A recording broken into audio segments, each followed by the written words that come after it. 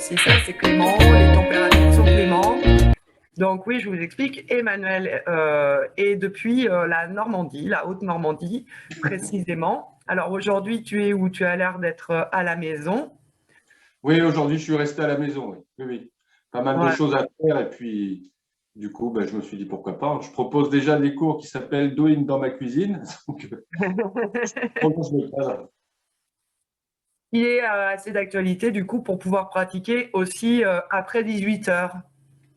Oui, oui, oui, Hein. à toute heure. On s'accommode. Donc c'est bien, le prof se met dans l'ambiance aussi de ses pratiquants. L'enseignant, le maître, puisque bah, il va nous expliquer tout ça. Oula. Donc voilà, brièvement, donc Emmanuel est un ami de Normandie qui est maître shiatsu, formateur, qui pratique le Douyin, mais je pense qu'il va présenter ses activités, ses compétences et puis tout ça beaucoup mieux que moi. Donc Emmanuel, je te laisse la parole, je te laisse te présenter, nous raconter un petit peu ben, ce que tu fais et ce que tu proposes et tout et tout. Bien.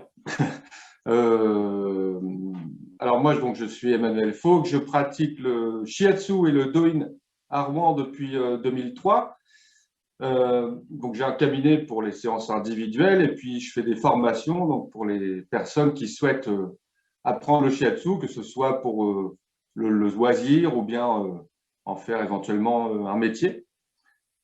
Voilà. Donc j'avoue que j'ai un petit faible pour les formations parce que il y a quelque chose de convivial et puis d'autant plus dans cette période covidique, je sais pas comment on dit, enfin qui devient très prégnante, présente et contraignante. Donc, bah, on ne peut pas se voir en présentiel, mais du coup, on a dû s'adapter. Et puis, j'ai mis en place des cours visio. J'avoue que sur le premier confinement, c'était un petit peu du bricolage. Là, c'est un petit peu plus abouti. Mais donc, on apprend des métiers supplémentaires. C'est ça, Et depuis un an, on est un certain nombre de pratiquants qui étions forcément connectés, hein, puisqu'on est un petit peu obligé, mais c'était quand même pas notre dada et la technologie, ben, ça nous dépassait un petit peu. Et puis, ben, on a dû effectivement s'adapter, se former, investir aussi dans du matériel, etc. Donc, investir du temps et dans du matériel bah, pour pouvoir eh ben, garder le contact, effectivement. Et moi-même, hein, la première, je suis ravie aussi de partir en formation puisqu'on a la chance quand même, c'est vrai, avec les formations, de pouvoir continuer. Là, en ce moment, on peut se voir en vrai. Donc, c'est vrai que c'est sympa. Concrètement, shiatsu, parce que là, il y a peut-être déjà des personnes qui sont déjà perdues et qui se demandent ce qu'est le shiatsu. Peux-tu nous éclairer? shiatsu, ça veut dire doigt pression. Les doigts, c'est shi et atsu, ça veut dire pression. Presser avec les doigts. Donc, c'est une forme de au Japon, c'est une médecine officielle, hein, donc on va l'appeler au Japon thérapie manuelle. En France, c'est une technique d'accompagnement à la santé. Donc, on est entre la logique de l'acupuncture et des manipulations type ostéopathique. Donc, ce n'est pas un massage proprement dit, mais disons que ça va soutenir le corps, la santé, peut-être les problèmes de stress. Bah, d'abord en prenant un temps pour soi, et puis ensuite, ben, la personne qui fait le shiatsu s'adapte toujours aux nécessités, aux impératifs du moment. Donc on suit, comme les acupuncteurs, des trajets qui sont décrits par l'approche orientale traditionnelle, sauf que au lieu de mettre des aiguilles, eh bien, on appuie principalement avec le pouce, mais ça peut être avec les doigts, ou cette partie de la main, ou ici. Donc c'est une histoire d'ergonomie selon les zones du corps à traiter. Alors souvent, on parle de, quand je dis shiatsu, on va me dire tai chi chuan ou qigong. Enfin, il y a chi quelque part ou chi, mais c'est des mots qui se ressemblent pour nous occidentaux, mais qui sont complètement différents et j'oserais même pas les prononcer, je ne sais pas le faire. Mais voilà, en gros, doigt et pression. Il y a un aspect familial qui est accessible à tout le monde, et puis après, il y a une pratique qui va nécessiter d'apprendre plus de notions d'énergétique traditionnelle chinoise. Et là, ça demande plus d'heures de formation. Voilà, donc c'est par rapport au, tu disais les tracés, c'est par rapport au méridien, parce que ça parle peut-être quand même. aux gens, les méridiens? Méridien, oui, on fait des pressions sur les méridiens. En fait, méridien, c'est un mot qui est en analogie par rapport au méridien de la Terre, mais l'idéogramme original signifiait le fil qui relie les choses dans la verticalité, et puis la trame, l'horizontalité, c'est-à-dire qui permet de donner une forme, les formes de vie, donner une forme. Et cette forme, en fait, Elle en 3 dimensions.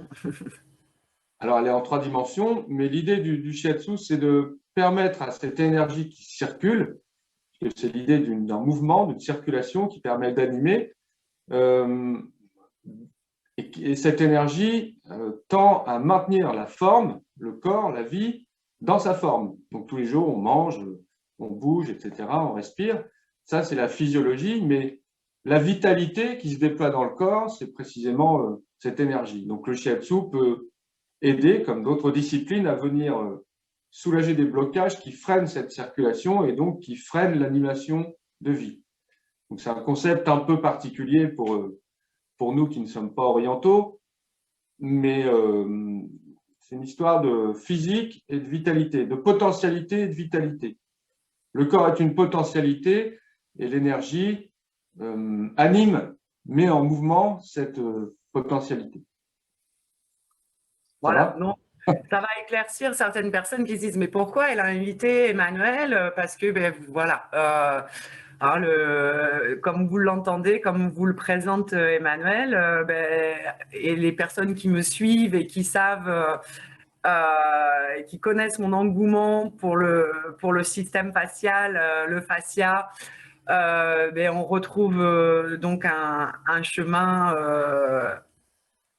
parallèles, qui se croisent. On a un petit peu les mêmes principes d'autorégulation, de réguler le corps, l'esprit et voilà, de relancer le métabolisme, de relancer aussi enfin de poser le psychisme aussi. Enfin, tout est lié, hein, je pense aussi dans ta méthode. Et effectivement, comme tu Oui. présentais tout à l'heure, il y a beaucoup de choses autour du chi. Donc, il y a le tai chi, des choses comme ça. Parce que c'est une globalité, hein, en fait. Hein, là-bas aussi, les gens se soignent enfin, se soignent, vont chercher la santé ou une aide pour améliorer bah, c'est la circulation du chi avec la digiponcture, avec le shiatsu, avec l'acupuncture pour d'autres, mais il y a la pratique du tai chi aussi. Enfin, voilà, c'est un ensemble de choses qui font en fait qu'on se sent bien. Oui, oui, oui. Un point important, c'est que ça concerne l'aspect préventif, c'est-à-dire entretenir la santé pour éviter autant que possible les problèmes physiques, les maladies. Voilà. Donc, l'énergie protège ou permet au corps de s'adapter aux changements. C'est le principe un peu de base et les changements sont permanents, que ce soit les saisons ou dans la journée, l'activité, etc. Cette énergie est donc une prévention en elle-même des soucis en permettant au corps de s'adapter. Donc, intrinsèquement parlant, l'approche orientale est préventive. Donc, entre guillemets, on n'attend pas d'avoir un souci pour commencer à entretenir le corps. On l'entretient quotidiennement. Donc, c'est vrai qu'on peut voir souvent peut-être des Asiatiques dans les parcs faire du tai chi le matin ou à d'autres heures. On peut pratiquer voilà, plein de techniques, que ce soit fascia, etc., enfin, pilates ou tout ce qu'on veut. Mais l'idée, c'est entretenir les choses quotidiennement. Est-ce qu'au Japon, c'est comme en Chine? Parce qu'en Chine, c'est ça, hein, c'est en fait les gens vont payer le médecin tant qu'ils vont bien et quand ils vont pas bien, bah, ils le payent plus. Bon, enfin, c'est une époque qui est révolue, ça, à mon avis, c'est Ah bon, mince. Ok. mince. Et bah oui, ça me faisait rêver un petit peu ce principe, ce principe, cette vision des choses. Et donc, je crois aussi que tu pratiques le doin. Alors, en fait, on dit do-in, c'est-à-dire que doing, évidemment, ça ressemble à des mots anglais, donc on est tout de suite tenté d'aller dans cette direction, mais je vais vous emmener dans une autre direction. Excuse-moi pour la Euh, prononciation. non, non, non, non, peu importe, non, non, mais c'est. C'est juste une appellation, hein. En fait, do, ça veut dire conduire ou guider. Alors, je ne parle pas japonais, je ne suis pas encore là au Japon. J'ai un enseignant japonais qui m'a appris le shiatsu et d'autres enseignants. Enfin bon, ça c'est l'histoire. Mais do signifie guider ou conduire. Et in, ça signifie étirer ou tirer. Appliquer au corps, ça signifie conduire l'énergie dans les trajets. Donc, être conscient un peu de ce qu'on fait. Et in, bah, c'est étirer les muscles, les tendons, les os, les méridiens. Donc, originellement, le shiatsu, ça s'appelait T-A-T. Ensuite, ça s'est appelé Do-in an-kyo. Donc, on retrouve ce Do-in. Ensuite, ça s'est appelé Anma. Et ensuite, ça s'est appelé shiatsu. Bon, peu importe. Mais l'idée, c'est de travailler dans le tai chi ou qigong ou yoga ou d'autres disciplines. On va avoir une codification de séquences à pratiquer. Dans la pratique du doin, on est plus sur, genre, je dirais entre guillemets, une forme d'échauffement où la séquence, la forme n'a pas d'importance volontairement, de manière à ce qu'on soit dans quelque chose de simple pour développer le ressenti. Et ce ressenti, une fois, enfin, petit à petit développé, aiguisé, on pourra le réinjecter dans n'importe quelle discipline qu'on pratique. Donc, c'est un temps qu'on passe avec ce que propose cette discipline, hein, mais comme d'autres pourraient le proposer, à guider, donc c'est-à-dire sentir ce qu'on fait pour étirer le corps et entretenir la mobilité articulaire, principalement, mais pas Ouais. seulement. J'aime bien sentir ce que l'on fait. Ah Voilà. ben, oui, pour que la pratique ait du sens. Et donc, Merci. de fait, on évite d'amener trop de charge mentale ou de préoccupation mentale sur est-ce que je mets bien mon bras là, est-ce que je mets mon pied, et comment je respire à quel moment. Et ça, c'est pas du tout contradictoire, hein, c'est complètement complémentaire de quelque chose qui aura plus d'exigences techniques. Mais voilà, c'est un aspect yin-yang, encore une fois. Voilà, mais c'est pas juste pratiquer pour pratiquer, quoi. C'est, enfin, voilà, on y va en conscience, on prend un temps vraiment d'introspection, d'interospection. Et Petit à petit, hein, donc au début on apprend, mais donc on cherche quand même à faire la même chose que ce qu'on nous montre, hein. Moi c'est pareil, hein. Pendant des années je prenais des cours de doing et je comprenais pas ce qu'on me faisait faire. Ça m'énervait. Puis au fur et à mesure, en discutant avec les enseignants, on se place dans un cadre. Donc il ne s'agit pas de comprendre intellectuellement forcément pourquoi je fais tel geste ou ceci, cela, mais comprendre le cadre dans lequel on évolue et se l'approprier. oui, À mon avis. que c'est un sens, donner un sens à ce que l'on fait, à notre pratique. Et je pense que voilà, c'est aussi très d'actualité. On est beaucoup de transmetteurs en fait. Hein. On n'est plus on n'est plus des enseignants. Toi, un maître. Nous, moi, on est une éducatrice sportive. Ou voilà, on est vraiment dans la transmission. Et je pense qu'on est beaucoup à avoir compris que c'était riche en fait, que ben justement, comme tu disais, tu avais une certaine frustration, tu allais faire ça, mais tu comprenais pas trop pourquoi. Donc maintenant, sans rentrer dans les termes techniques, voilà, il y en a aussi qui veulent montrer leur savoir, leur connaissance et qui, bon, finalement, trop de technicité tue la séance, mais c'est quand même bien de donner un sens et d'expliquer pendant nos séances pourquoi, comment, et d'essayer de guider un petit peu et d'expliquer, de donner un sens à ce qu'on est en train de faire. C'est quand même assez intéressant dans la pratique. Ok, D'autant plus que ça va permettre de, pardon, excuse-moi, non, ça va non, permettre une forme d'autonomisation. C'est-à-dire qu'une fois, effectivement, pendant les cours, je suis assez bavard, mais l'idée, c'est que quand vous allez repratiquer chez vous, ces consignes puissent résonner un peu, voilà, simplement. Donc, oui, l'autonomisation fait partie du processus aussi. L'appropriation et l'autonomisation. Alors, c'est gentil de m'appeler maître, Isabelle, mais je crois pas du tout avoir ce niveau-là. Mais bon, voilà. En tout cas, motivé par l'apprentissage. Bon, ça, Oui, c'est une enfin, tu as chose. quand même un beau peu, enfin voilà, tu as quand même quelques années de pratique, d'apprentissage, de formation, Oui, mais il y en a au-dessus de moi. Je ne sais pas s'ils me regardent, mais on a toujours au-dessus de nous et voilà, et on aspire à, et voilà, chaque expérience compte et voilà, chaque chemin de vie, voilà, ils n'ont pas eu les mêmes expériences que nous, ils vivaient aussi dans un autre monde, dans un autre temps. Et donc, voilà. voilà. Alors du coup, est-ce que tu te sens de nous proposer un petit quelque chose là pour nous mettre l'eau à la bouche et donc on découvre un petit peu plus. Alors je sais pas si un petit mouvement de Douyin ou qu'est-ce que tu avais comme idée? Bah oui, oui, oui, on a un peu de temps pour pratiquer ensemble, volontiers, oui. Euh, alors, je vais peut-être présenter les 5 outils principaux du Douyin qui vont être, de ce que j'en ai compris, hein, friction, percussion, pression, mobilisation articulaire et étirement. Mhm. Ça va un peu dans cette chronologie-là. Donc, je disais qu'il n'y avait pas de forme, mais il y a une logique qui est que on ne va pas étirer le corps sans avoir un petit peu réchauffé les tissus, les méridiens réchauffés. Ça va? D'accord. Bon, alors c'est parti. Alors Juste frotter les mains. Alors, on peut je- pratiquer assis. voilà, je vais m'effacer, je vais te mettre en grand écran.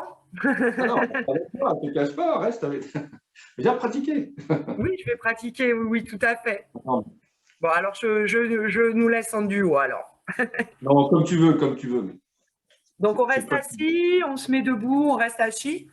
C'est bien. Pour l'instant, on reste assis. On peut être assis en tailleur, par terre, on peut être sur une chaise. Enfin, faut être dans une position confortable. Donc, cherchez pas la contrainte. Si vous êtes sur une chaise, plutôt au bord de la chaise, idéalement, pour permettre à la colonne de rester droite. Voilà. Et donc, frottez les mains. Les mains, c'est le premier, enfin, c'est l'outil du corps, entre guillemets, qui va aller toucher le reste du corps. Donc, on commence par réchauffer les mains. Et puis, ensuite, on va travailler les bras et puis de haut en bas, la tête aux pieds. Selon le temps imparti, frotter entre les doigts. Bon, on va essayer de ne pas faire toute la pause déjeuner, mais entre les doigts, hein, c'est ça. Entre les doigts, oui, oui. Allez, le dos de la main en remontant le long du bras sur l'extérieur.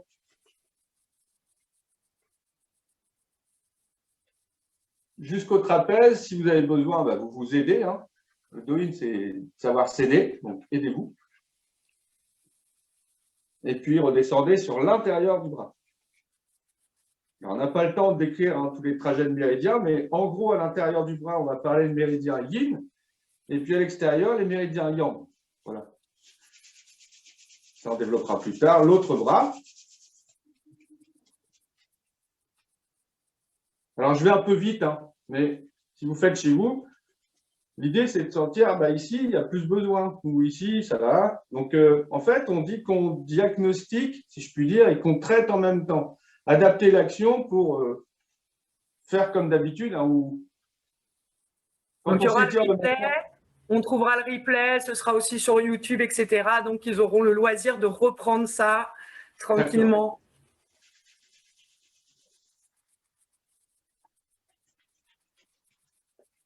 Voilà.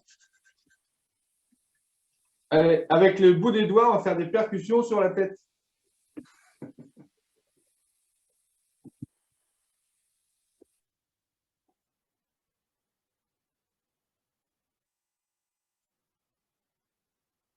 On peut faire ce genre de percussion aussi sur le sternum. Bien au milieu. C'est pour présenter les outils, hein, comment on peut s'en servir. On va mobiliser les poignets, serrer les doigts, et puis bah, tout le monde connaît cette manœuvre. Hein. Relâchez les épaules, desserrez les mâchoires, respirez, souriez. Ah oui, on va éviter de pratiquer en faisant la tête. Hein. Je sais bien que le Covid, ça amène un petit peu de... Allez, on va Je recule un peu, croisez les doigts. Je pense pas, je ne sais pas si vous allez le voir, mais inspirez, étirez. Alors là, il faut lâcher ses épaules, mais étirer les bras vers le ciel. Relâchez les mâchoires. Inspirez, et puis vous soufflez en laissant vos bras tomber. Deuxième chance. Croisez les doigts. Inspirez. Et soufflez. Ça va? Si on a encore quelques minutes, hop, on va travailler. On peut travailler le do-in, on peut travailler debout, assis, allongé, sur le côté, sur le ventre. Enfin, tout est possible. C'est créatif. Alors, bougez pas. Ça va comme ça? Si je me mets là. Ouais, okay. Très bien. Idéalement, un tapis. Hein. L'activité L'activité humaine la plus pratiquée, c'est de marcher. Donc, marcher sur place, comme ça. Alors, je me mets à côté. Voilà, quand vous faites ce geste, placez votre conscience au niveau des tendons d'Achille. Et envisagez s'il se déplie, s'il se déploie bien quand vous posez le pied au sol. Relâchez les épaules, les omoplates, la nuque, les mâchoires.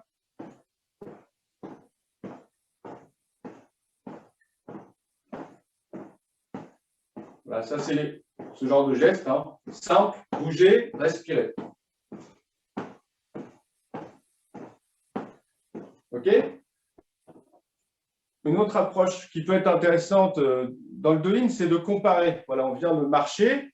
Maintenant, on va faire un autre exercice et puis on remarchera à nouveau pour voir si la sensation est différente. Ça va, ça? Rapidement. Après, je pense qu'on pourra, selon le timing approprié, à s'arrêter là. Donc, vous placez, si je me mets de face, pied parallèle, avancez un pied. Et puis ici, la jambe arrière tendue. Et il va juste falloir lever le talon et le reposer. OK? Encore une fois, sentez ce qui se passe au niveau du tendon d'Achille. Donc, comme ça. Voilà. Stimuler, relâchement et étirement du tendon d'Achille. Donc, prenez le temps de sentir. Vous pouvez travailler vite ou lentement. Vous pouvez tester différents rythmes aussi pour sentir comment ça se passe. OK? L'autre côté. L'autre jambe. Voilà. En général, démarrez doucement. Hein. Veillez à ce que les pieds soient bien parallèles. Et respirez.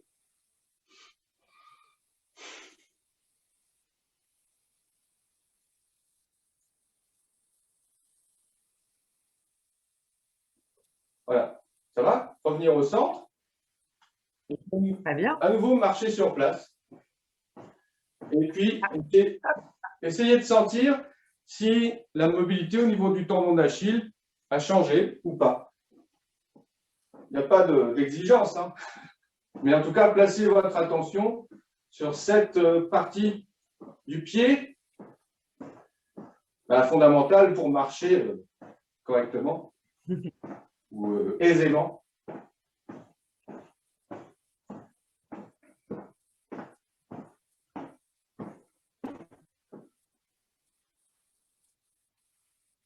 Ça va? Très bien.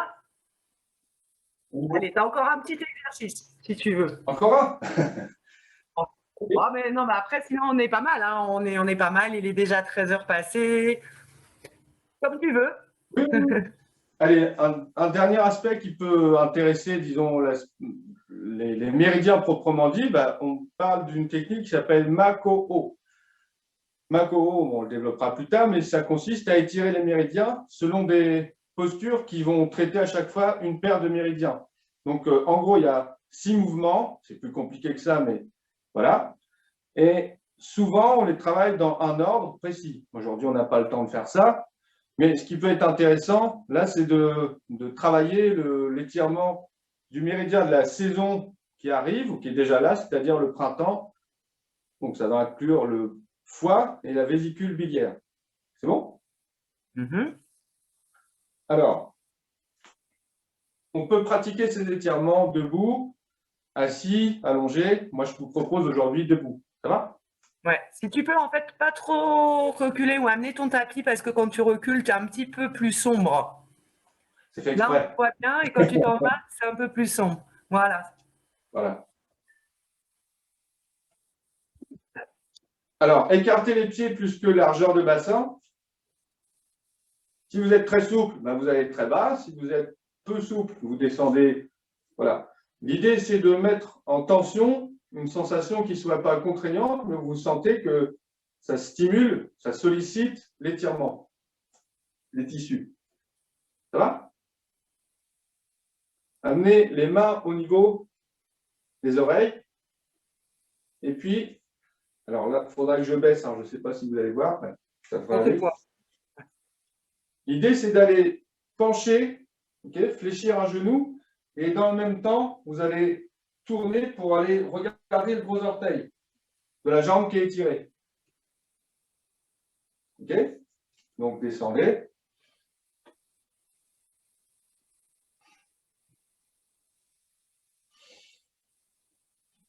Donc, on maintient la position. Oui. Alors, la technique, c'est d'inspirer en étirant et en pivotant. Souffler dans la posture. Inspirez. Inspirez, remontez. Ça va? Ouais. Ensuite, vous allez placer vos mains juste au-dessus des hanches, sur les dernières côtes. Vos pouces, vous allez sentir, touchent un point sensible. Au bout de la 12e côte, ici. Donc, hanche, remontée, car elle est longue. Ici, 12e côte. Puis, juste, rotation du buste. Et donc, vous allez déporter le poids du corps sur vos pouces. Donc, ça va être un peu sensible, hein, mais juste le temps où vous êtes posé, puis après, vous partez vite, changez le sens. Donc, on fait notre séance de digiponcture. Ben, ça va faire partie du doing. Hein. Les pressions font partie de la pratique. Oui, oui. Allez, juste frotter le dos rapidement. Alors, après, on combine des actions, hein, pression, mobilisation, friction. Et pour finir, ben, on reprend notre étirement. Et puis, comme tout à l'heure, quand vous faites le mouvement, envisagez si c'est pareil ou mieux que tout à l'heure. Mais voilà, il n'y a pas de résultat attendu. Hein, c'est placer l'attention. Allez, hop. Ici. Peut-être que vous arrivez à tourner plus facilement le buste. Et l'autre côté.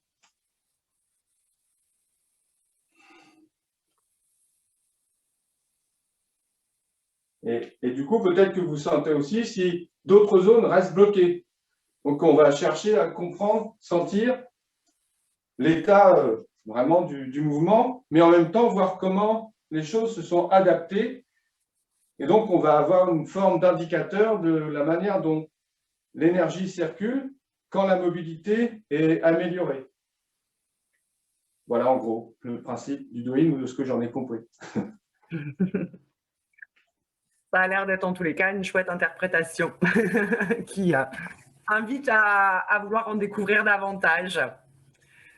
Bon, donc du coup, ces techniques, tu peux les pratiquer en groupe, mais bien sûr, ça peut être aussi intéressant en individuel pour vraiment adapter après aussi à chacun selon le ressenti, selon les blocages ressentis. Et voilà, les deux sont intéressants.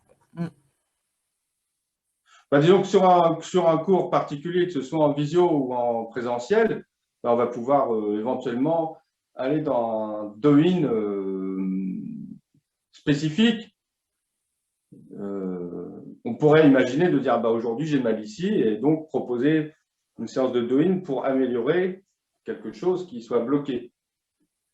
Par contre, évidemment, en cours collectif, on a deux options. C'est soit on prend aucun cas en compte, et c'est moi qui dirige tout, selon l'envie du moment. Soit on peut aussi travailler autour de la problématique d'une personne du jour, et puis bah, tout le monde en profite. C'est une autre approche aussi des cours qui est intéressante. Voilà, donc encore une fois, on peut être créatif, ouvert. Tout à fait, ouais. Bon, bah, super Manu, merci pour pour ce petit extrait. Du coup, voilà, nous envisageons, si ça vous a parlé, si vous avez envie d'en savoir plus, vous avez compris bah, la corrélation de nos différentes méthodes, techniques d'approche, enfin voilà, utiliser le terme comme bon vous semble, mais voilà, il y a beaucoup de corrélations donc, entre ce que propose Emmanuel et moi. Et nous envisageons de mettre en place, donc en visio, hein, là, ça a un avantage, la technologie, c'est que à 830 km, on peut fusionner nos connaissances, nos compétences pour vous mettre à profit. Donc l'idée, c'est de vous proposer une séance où on sera tous les deux intervenants sur la même session et voilà, de mêler le doing à mes méthodes avec la libération des chaînes myofaciales, puisque il y a une corrélation entre les chaînes myofaciales et les méridiens et donc voilà, et donc ce sera intéressant d'aller voir comment on peut, s'il y a blocage dans les exercices proposés, comment on peut avoir un chemin avec ce qu'Emmanuel va nous proposer. Et moi, je propose aussi un autre chemin pour tout ce qui est neuro-myofacial, puisque le fascia est l'élément le plus riche au niveau sensoriel de notre corps. Beaucoup d'informations passent par le fascia. Et donc voilà, donc il y aura différentes techniques avec nos différentes approches, nos différentes connaissances pour pouvoir vous apporter une solution, pour répondre à vos petits blocages ou physiologiques ou psychiques ou les deux. Et sinon, si tout est parfait, c'est assez rare, hein, mais bon, il y en a. Mais donc, comme le disait Emmanuel tout à l'heure, c'est aussi donc préventif. C'est ce qui est bien aussi, c'est qu'il faut entretenir. Et puis des fois, on s'en rend pas compte en fait aussi, parce que comme voilà, on a l'impression que tout va bien, et en fait, c'est notre corps qui va nous révéler qu'il y a quand même des petits blocages émotionnels, ou il y a quelque chose qui bloque au niveau psy. Donc voilà, c'est toujours un va-et-vient entre les deux. Et notre première séance, donc comme Emmanuel vous en a parlé, c'est le printemps. Donc on axera ça pour ceux qui sont un petit peu plus vraiment attirés par cette méthode shiatsu, les méridiens, etc. Donc on axe ah poup.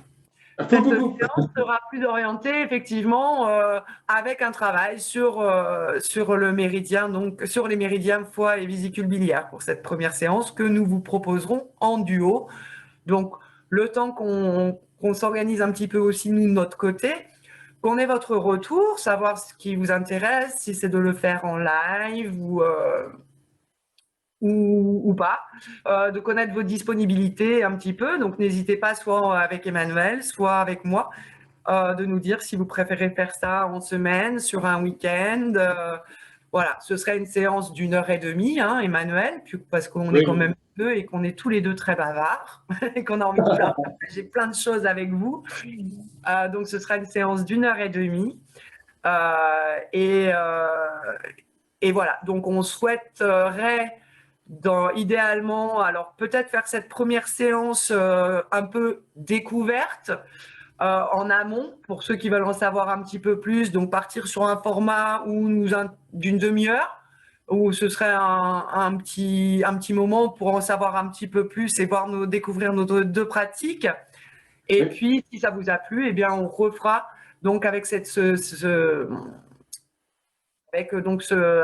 structure d'1 heure et demie de cours. Excusez-moi, je pense que là, je commence à être en hypo, il faut que j'aille manger. Et voilà, donc première séance de découverte, on part sur une demi-heure, trois quarts d'heure, puisqu'on ne sait jamais s'arrêter. Et puis après, voilà, de prendre l'habitude d'avoir notre petit rendez-vous plus régulier sous un format d'une séance d'1 h 30.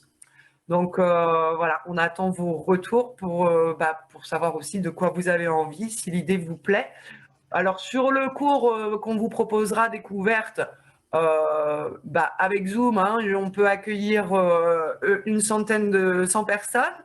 Donc ce sera les 100 premiers. Allez. Voilà, on fera une autre session, mais bon déjà voilà. Donc il y aura un petit peu moins d'interaction, mais l'idée après sur les séances réelles d'1 h 30, l'idée c'est de limiter à un groupe de 12 personnes à peu près, que l'on puisse vous voir sur les écrans.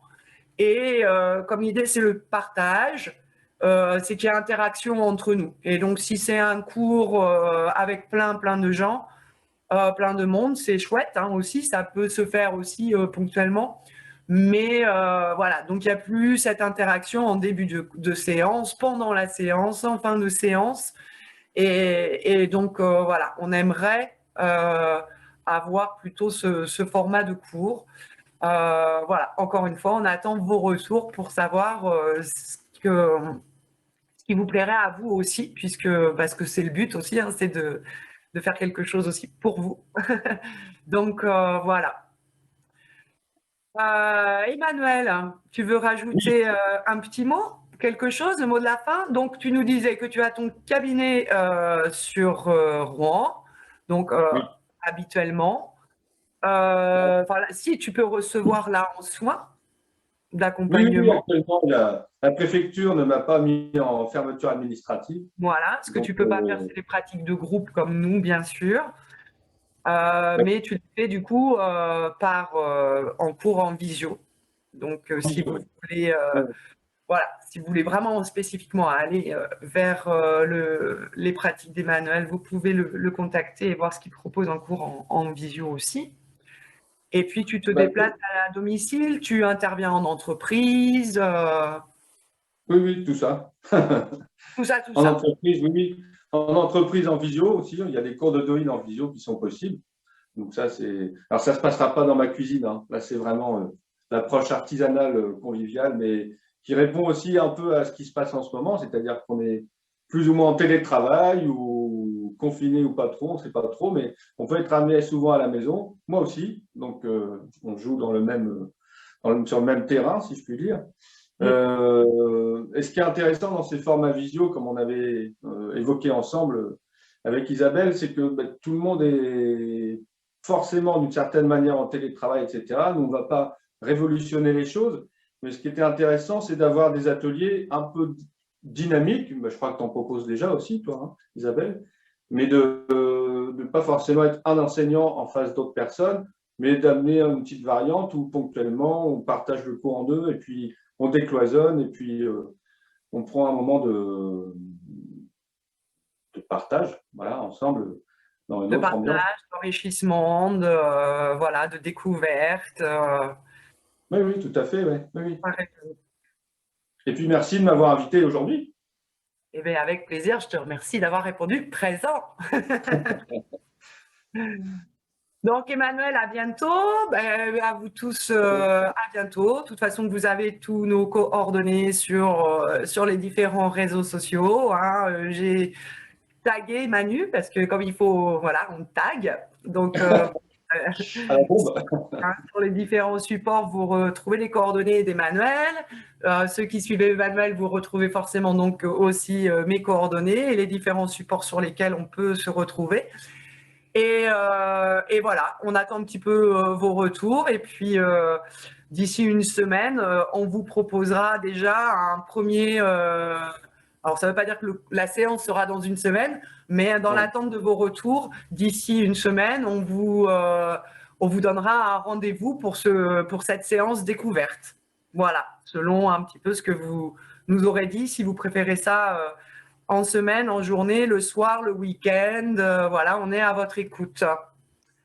N'est-ce pas, Emmanuel? Ça tout bon? J'ai tout bien dit? Parfait. C'est Le parfait? top du top. Bon, super. Donc, une très belle journée à tout le monde et portez-vous bien Oui. et à bientôt. À bientôt. Ciao. Salut. Ciao.